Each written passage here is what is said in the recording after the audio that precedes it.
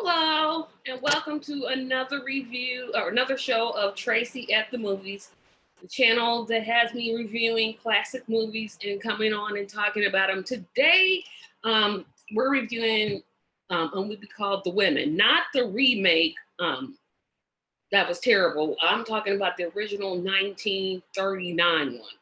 So, this one, the only person I knew in it was Joan Crawford. And so I'm going to really cheat on this one because I had problems remembering the other women's names. So I'm just going to type this in here really quick and do my little cheat thing or cheat phone thing. Um, so basically, this movie is pretty simple. It's about this woman named Mary something, something, something. I forget what her name is. Mary Haynes. Okay, so Mary Haynes is getting, well, she's getting cheated on.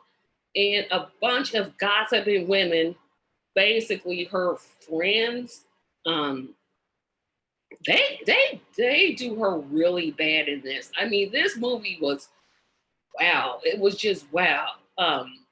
But the plot, Mary Haynes, Stephen is the husband. Mary Haynes um, is being cheated on by her husband, Stephen, with Crystal something, something, and that's played by Joan Crawford, but she doesn't know about it. Her friends know, and I keep saying her friends because they're not really her friends, but there's a group that she kind of hangs around with. They all know it. They gossip about it. She overhears, finds out, she divorces him. She moves to Reno for a little bit on a ranch with some other women who are getting cheated on or have cheated on their husbands, and then moves back. So this is probably going to be one of my shorter ones because there was so much to that. I mean, there was just one basic plot. The thing about this movie that's very telling is there are no men in this movie. So this is kind of like Lawrence of Arabia, but the opposite, where that movie had all men, this movie has all women. You never see any of the male characters, but they're all referred to. Um, and another thing I found interesting about this movie is these women are dressed well. I mean, they never get dirty. They never have spots. Their houses are spick and span. I mean, they're living that high life. And if this is high life, I am all in. I want in on it, minus the gossiping. I want in on it. I want to be dressed well like they are. I want to live like a high life. That was awesome. Couple problems I did have with the movie. Okay, so they had two black people in it. Why? I know this was 1939, but come on.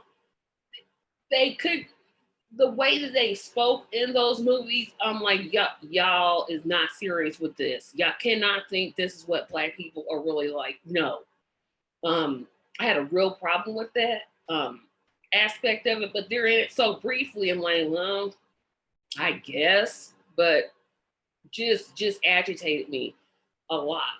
Um, but back to the movie. Well, it is in the movie, but the character that Joan Crawford plays, she's the one that's stepping out on Steven. Or no, she is, but she's the one that's sleeping with Steven, and she's like all unapologetic. She's like, I'm not sorry I'm doing it. I love him. He doesn't love you anymore. Deal with it. So Mary, I think that's her name.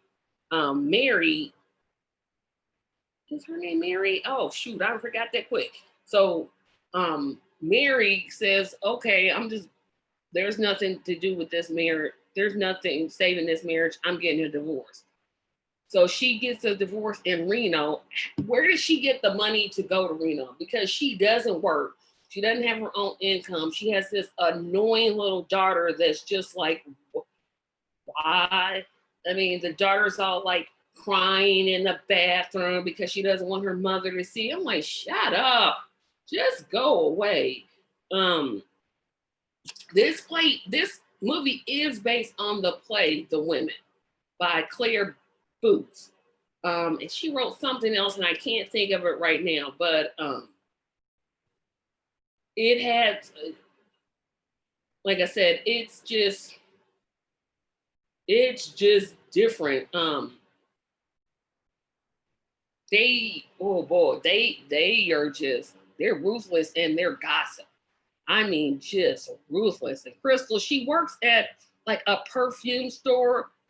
I'm guessing it's called Blacks, but I'm guessing this is like our modern day Macy's or Von Mar, some high class store that apparently Steven comes in. You never see any men. So she's like, I have very many men coming here. And I'm like, where? I don't see any.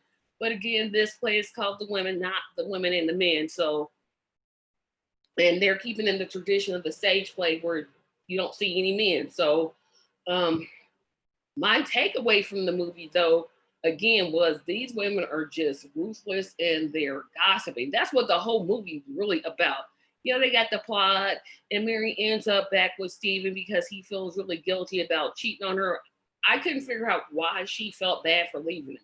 Like, who wants to stay with some man that cheats on you with Joan Crawford, who is actually older than Mary? That made no sense. It's like, let her have him. Let her have him. He's not worth it.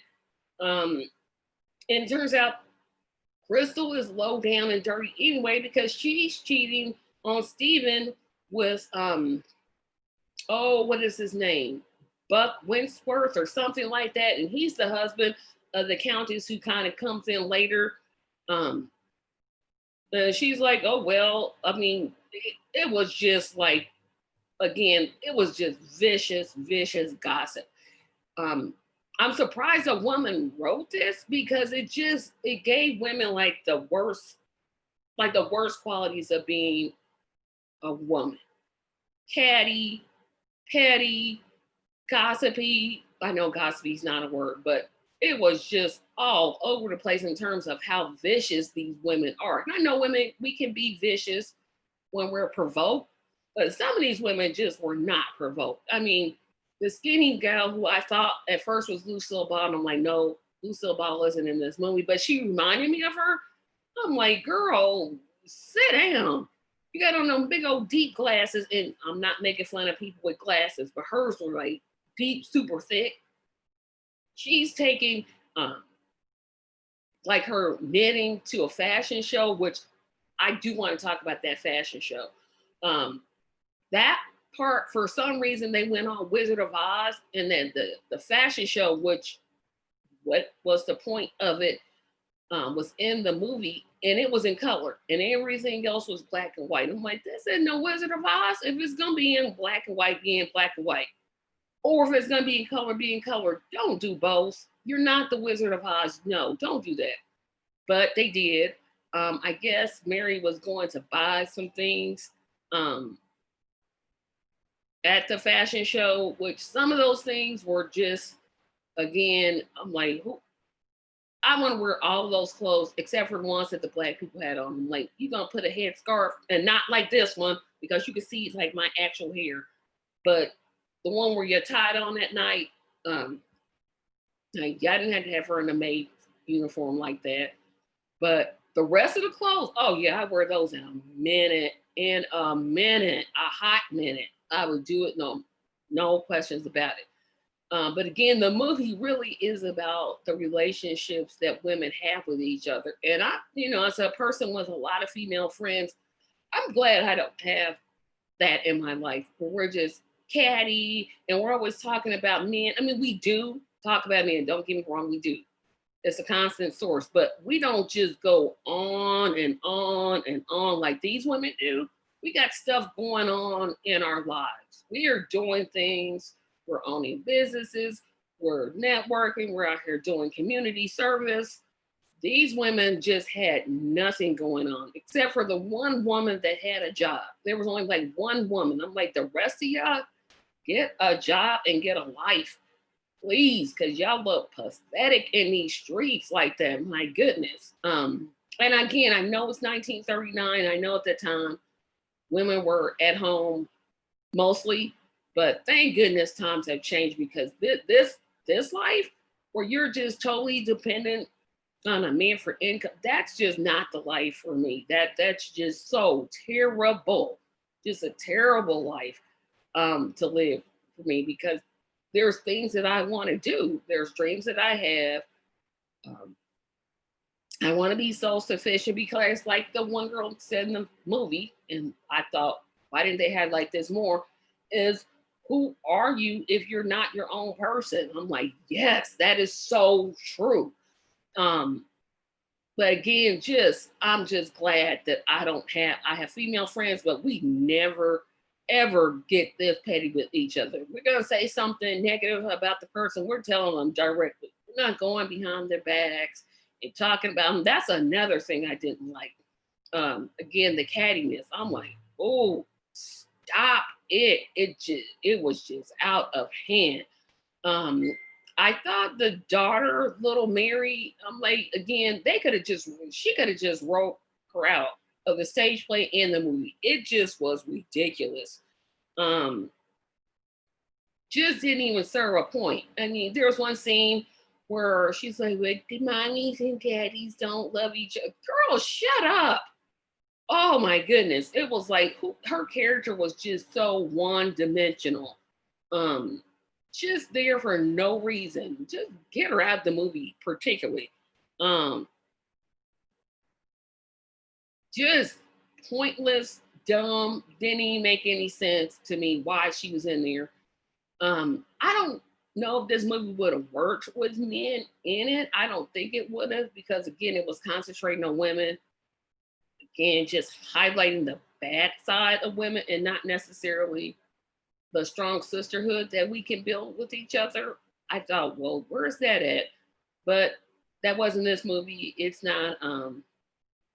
What was that movie with Dolly Parton and Julia Roberts? I think it was Rock Crazy Tomatoes. Whatever that movie was, put it in the comments because I can't remember it. That movie was a good um, picture of sisterhood. This movie, not so necessarily. Again, this movie showed all the worst attributes and all the stereotypes of women, that we gossip, that we backstab.